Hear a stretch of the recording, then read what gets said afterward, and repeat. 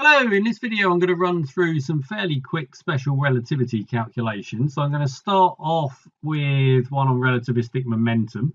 So say we've got some particle which starts off moving at 40% speed of light, and that's then increased up to 80% of the speed of light. So we've doubled the velocity here. What factor are we increasing the momentum by? Because of course in classical physics we'd say, yeah, double the velocity, double the momentum. But we're dealing in special relativity, so we need to go to our relativistic momentum. So that's our mv divided by the square root of 1 minus v squared over c squared. So we can put these two speeds into this momentum calculation, take the ratio of those. So we're going to have m times 0.8 c divided by the square root of 1 minus 0.8 squared. So that's our 0.64 when we square 0.8, which gives us a 0.36. When we square root it, we get 0.6. That's our friendly percentage of the speed of light. Do the same thing again for the 0.4. So m times 0.4 times c divided by, so this will be the square root of 1 minus 0.16. That's what we've got there. So lots of things are going to cancel. So the m's are going to go, the c's are going to go. We got 0.8 divided by 0.4, which gives us a 2. And then we're left with the square root of 0.84 divided by this 0.6, which means calculator time. So I don't know the square root of 0.84. And it comes out at 3.055. So a little bit over 3. So we've doubled the velocity, but we've got over 3 times the increase in the momentum. And we'll see even more of that effect. So let's say if we doubled from 49% of the speed of light up to 98% of the speed of light. So we're still doubling, but we're getting even closer to the speed of light. But we're going to have a similar calculation. We're still going to get a 2, but now our fraction here, we're going to have 2 square roots. We're going to have 1 minus 0.49 squared, and the other one's going to be 1 minus 0.98 squared, just doing exactly the same process. So sticking that into the calculator, we're now getting 8.76, so nearly 9 times the momentum for a doubling of the velocity. So it really shows the importance of using special relativity rather than just looking at classical mechanics. Right, so another thing that we've done a lot of in the past is accelerate charged particles through potential differences. So say we've got an electron which has been accelerated up to 0.96 times the speed of light. So it's gone from rest up to 96% of the speed of light. So what potential difference are we going to need for this? So here we have to start looking at our relativistic energy. So we've got our total energy is our mc squared divided by the square root of 1 minus v squared over c squared. And that is equal to our rest energy, our mc squared, plus the energy that we've put in. So our E times capital V for the potential difference. Now, we've got all of these numbers. We know what m is for an electron. It's the 9.11 times 10 to the minus 31.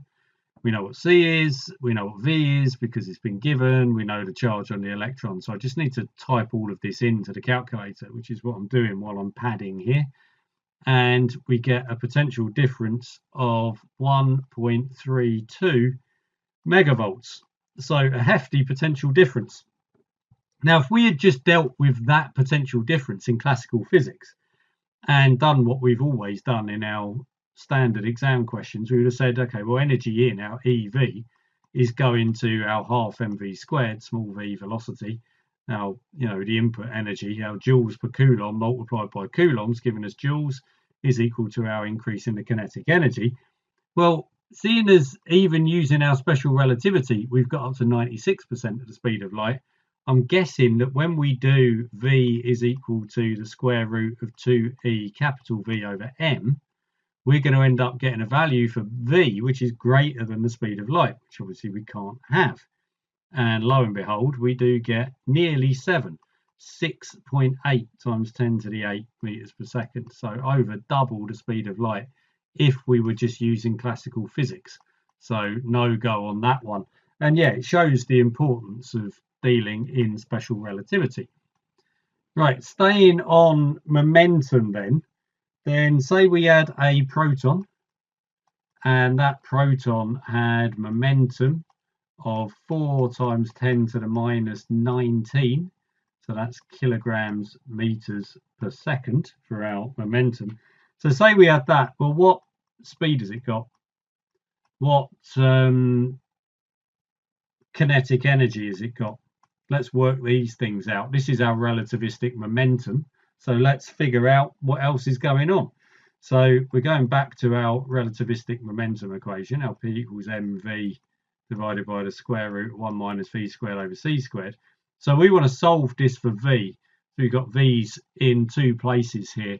So let's do a bit of algebra first. P squared is m squared v squared divided by 1 minus v squared over c squared. So on the right hand side here with this fraction, I'm going to multiply all of the terms by c squared, because it gets rid of the horrible v squared over c squared at the bottom. So let's put a c squared at the top and then a c squared there and get rid of that one. So we can now multiply through, say p squared c squared minus p squared v squared is m squared v squared c squared. So lots of squareds all over the place, but we want to get our v squared to be the subject of this equation. So v squared is going to be equal to p squared c squared divided by, what have we got? M squared c squared plus p squared. So that's what we can then stick our numbers into in the calculator, take the square root, and then we've got what the speed of the proton is. So typing all that in, we're getting a v of 1.87 times 10 to the 8 meters per second. So that's pretty quick. Now let's think about the kinetic energy then. So our relativistic kinetic energy is going to be equal to our mc squared divided by the square root of 1 minus v squared over c squared. That's our total energy, minus the starting energy, the rest energy of the particle, so of the proton in this case. And again, we've got all of these numbers, so we just need to tap it all into the calculator and it will give us a value, and it gives us a value of 4.2 times 10 to the minus 11 joules. So again, relatively straightforward plugging these in, but it's just useful getting familiar with these equations. And you can see how question setters can riff off of these equations. I mean, it's the same in all the different topics, really, isn't it? You've got an equation like this one here. We could have done this in the reverse order. Okay, we've started off here with momentum, then worked out speed and kinetic energy. Well, we could have started with kinetic energy and then gone in the opposite direction. So, you know, there's a multitude of different questions that can fall out of these equations. Right, I'll do one more then, and I think that will do, because we are just going round in circles, otherwise doing the same old calculations. So I've gone back to the old favourite, our muons. So we've got a muon with an average lifetime. So the average lifetime of a muon at rest, 2.2 microseconds. So that is our lifetime on average at rest. And then you've got someone who observes a muon travelling for 2 kilometres before it decays on average. This is our average muon distance, and then we've got our average muon lifetime. So how fast is this muon going if we're getting an average distance of 2,000 meters? So we've got our distance divided by the velocity is going to be our time, and then that is our 2.2 times 10 to the minus 6.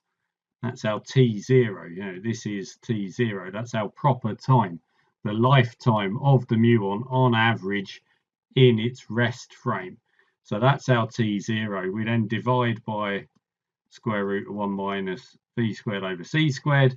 And now we need to solve that for v, which is a little bit fiddly, but let's go through it anyway. So we've got 2 times 10 to the 3 times the square root 1 minus v squared over c squared.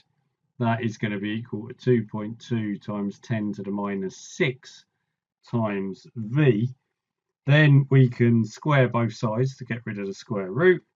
4 times 10 to the 6 1 minus v squared over c squared. I mean, there's loads of different ways you can go about doing this. 22 squared is 484, so 4.84 times 10 to the minus 12 times v squared. Then, well, let's get rid of this 10 to the minus 12 because that's just a pain, and we'll make this an 18 over here. So we've got some, fairly hefty numbers kicking around. Then multiply everything by c squared. I think that's certainly going to help matters, isn't it, if we get rid of these c squareds. So this is something that we've done in quite a lot of the questions. Multiply everything by that. Then we can say, because we want to get the v squareds together, 4 times 10 to the 18 multiplied by c squared is going to be equal to 4.84 v squared c squared plus 4 times 10 to the 18 times v squared. So collecting your v squareds together, we've then got 4 times 10 to the 18 times c squared divided by 4.84 c squared plus 4 times 10 to the 18. So plug in your numbers, take the square root. In fact, we could even divide by the c squared again and then get the answer as a percentage of the speed of light or a fraction of the speed of light, depending on how you want to present it. All we're doing now is plugging in these numbers and getting a final result, which in this case is coming out at 0.9496. So we're getting 95% of the speed of light in order to get the average muon having a distance travelled of 2 kilometres. So it's the same thing over and over again. You get some fiddly algebra, I suppose, in some of it, because you've got this annoying factor everywhere with these square roots and then having a fraction thrown in continually. But aside from that, we're just riffing on the same stuff. So that's why I can't be bothered to do any more questions, really. So I'll just leave it there. So yeah, there you go. That's just a bit more practice on that. So this is wrapping up really all I'm going to go through in special relativity and general relativity for that matter. I only did the one video on that. So I'm going to leave that there for now because I think anything else might just end up being too confusing. You can save that for when you're studying it properly.